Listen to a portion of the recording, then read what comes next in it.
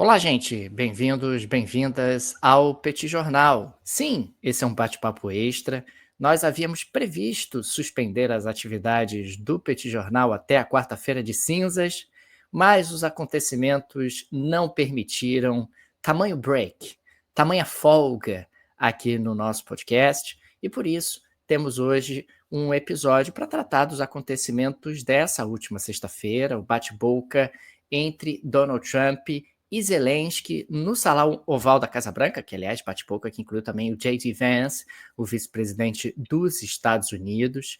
É um acontecimento que merece realmente uma análise em separado. Esse bate-papo extra, como aliás acontece quando nós lançamos esse tipo de episódio, tem uma temática única. Estamos gravando no sábado de carnaval, 1º de março, são exatamente 10 horas e 11 minutos da manhã. Então, isso também marca as informações que estão disponíveis nesse momento, informações essas que serão esmiuçadas e também serão analisadas ao longo dos próximos minutos. Tudo bem, Tagui? Vamos nessa? Tudo bem, Daniel Souza? Vamos lá para esse bate-papo extra. Pô, fazia tempo que a gente não fazia bate-papo extra, né, cara? A gente se dispõe a gravar todos os dias e quando a gente não grava, acontece alguma coisa que faz a gente gravar. Então estamos aqui, né, para falar sobre o bate-boca, né, de ontem entre Donald Trump e Volodymyr Zelensky na Casa Branca, né, em Washington. Negócio que pegou todo mundo de surpresa, Daniel. Confesso a você que não lembro de ter visto uma cena parecida com aquela. O nível de animosidade que a gente teve na frente da imprensa, né, com tudo sendo filmado e tal, é algo que pegou a gente um pouco de surpresa. Daniel, antes da gente começar a falar sobre as análises, né, antes da gente começar a analisar a coisa, eu acho importante primeiro a gente trazer os fatos, ainda que de forma rápida, né, todo mundo vai ter acesso a essas imagens e tudo, mas se alguém, por exemplo, estiver ouvindo a gente, não souber ainda o que aconteceu, só para trazer aqui um breve resumo. A ideia da visita de Zelensky aos Estados Unidos era era assinar aquele acordo sobre os minerais.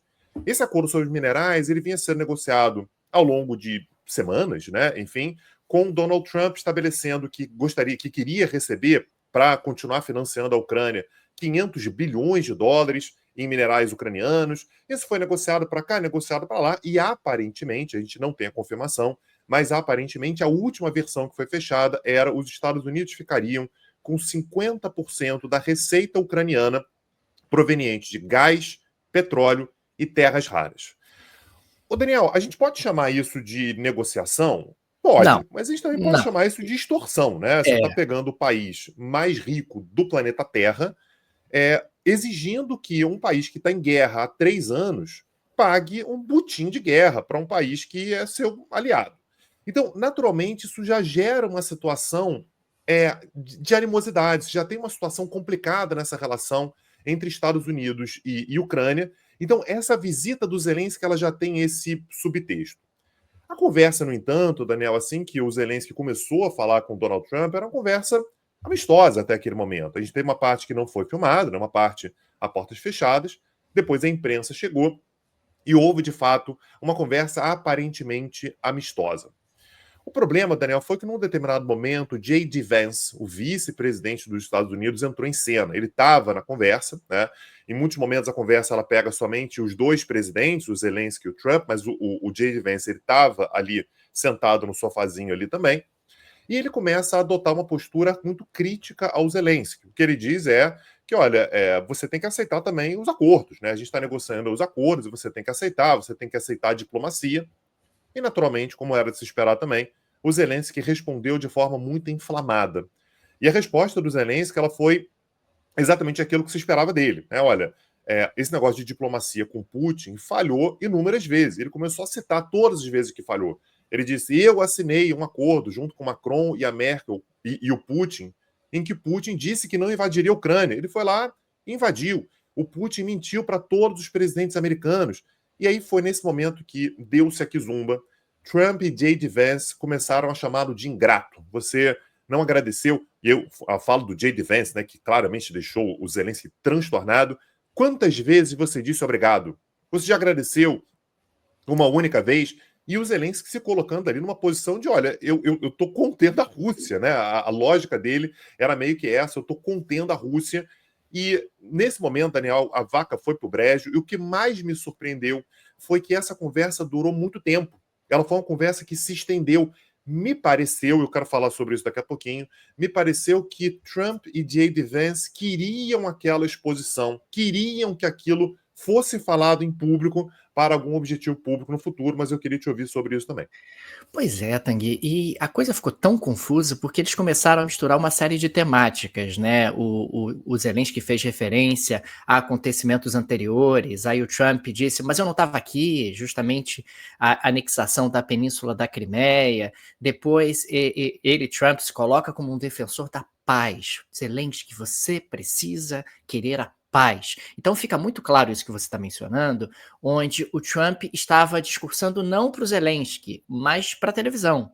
Né? Ele estava querendo justamente projetar uma imagem para o público americano de que ele, Trump, era um pacificador e o Zelensky não. O Zelensky era um senhor da guerra, alguém que estava efetivamente imbuído em manter pessoas morrendo, balas voando por cima do seu território. Aliás, essa é uma referência que o Trump faz num determinado momento. Quer dizer, o Trump buscava ali um contraste entre ele e Zelensky. E me parece que o Zelensky, num certo sentido, também olha para aquela situação e diz, olha, tudo bem, prende, mas não esculacha. Né? Você está querendo me esculachar em público, aí também eu acho que tem um determinado limite. Esse acordo draconiano, essa extorsão, que aliás foi o termo que você utilizou e me parece muito adequado para o que nós vimos nas últimas semanas, é algo que o Zelensky achou ali num determinado momento que um limite tinha sido alcançado, que ele não tinha mais interesse em seguir naquelas condições. Aliás, o Zelensky sai sozinho da Casa Branca, tem as filmagens, o que não é o protocolo, o que não é comum. Depois ele chega a dar uma entrevista na Fox News, o âncora da Fox News pergunta se ele não vai pedir desculpas ao presidente Trump, e ele responde, olha, eu respeito o presidente, etc., mas não vou pedir desculpa. Em linhas gerais, essa acaba sendo a resposta dele. E um ponto que também me parece interessante, Tanguy, o Trump rasgou qualquer fantasia, né? Quer dizer, o Trump colocou-se ali num determinado momento como aliado do Putin. Eu sou aliado do Putin. Isso ficou muito claro e também me chamou a atenção a repercussão dos líderes europeus.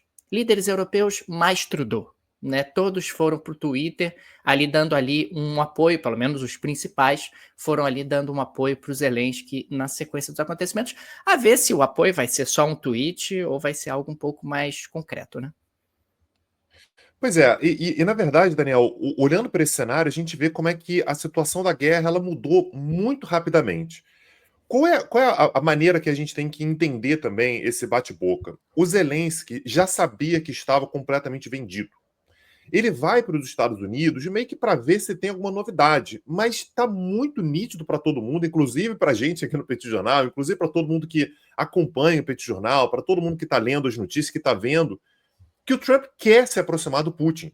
O Trump ele tem a expectativa de que se aproximando do Putin, você resolve a guerra na Ucrânia, mesmo que seja cedendo 20% da Ucrânia para a Rússia, que isso vai gerar paz. Ah, mas a Ucrânia vai perder território. Cara, eu não sei nem onde é que fica a Ucrânia. Cara, a Ucrânia é longe, é distante, não é problema meu. Ele já falou várias vezes que a Ucrânia é problema da Europa. Isso foi dito, inclusive o próprio J.D. Vance falou isso com todas as letras. É a Europa que tem que se preocupar com a Ucrânia.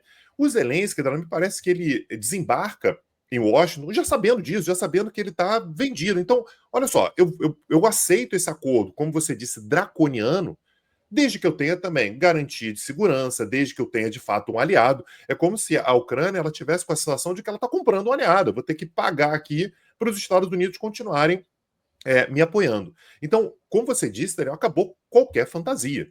Nesse bate-boca, o Trump e o J.D. Vance, que foi um ator muito importante nesse episódio que a gente viu ontem, eles têm a desculpa perfeita, que é nós tentamos fazer a paz. Aliás, é sintomático que o Trump ele foi para as redes sociais, né, lá para Truth Social, né, que é a rede social dele, e disse que o presidente Zelensky não está pronto para a paz. Então ele sai com aquele que busca a paz e o Zelensky sai como aquele que não quer a paz.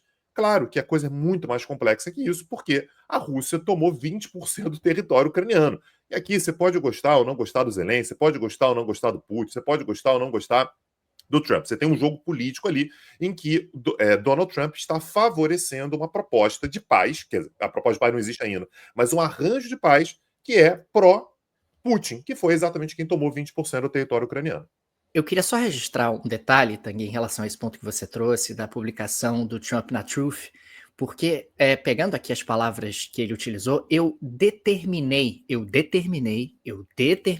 esse é o termo que ele utiliza, que o presidente Zelensky não está pronto para a paz. Quer dizer, quem determina se o Zelensky está pronto ou não para a paz é ele, Trump.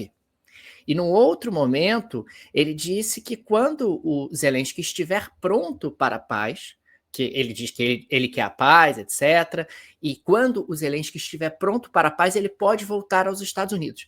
Eu não sei qual é a tua leitura dessa mensagem, mas a minha é a seguinte: Zelensky, quando você estiver pronto para voltar de joelhos, beijando a minha mão, você pode voltar a qualquer momento. Até lá, você está à tua própria sorte. E o outro ponto importante foi aquele que você já mencionou, né, Daniel? Pegando esse cenário todo, que são os europeus. Os europeus, né, como você falou, os europeus mais o Canadá, foram para as redes sociais e todos eles, pelo menos os que se manifestaram, manifestaram apoio à Ucrânia. Então, líderes de França, Alemanha, Espanha, Portugal, Polônia, Áustria, Romênia, Croácia, Finlândia, Países Baixos, Noruega, República Tcheca, Lituânia, Eslovênia, Moldávia e Canadá, que não é europeu, mas está nesse bolo aí, todos eles apoiaram o Zelensky. Então, a gente tem uma mudança, né? Foi assim que a gente começou a nossa fala aqui.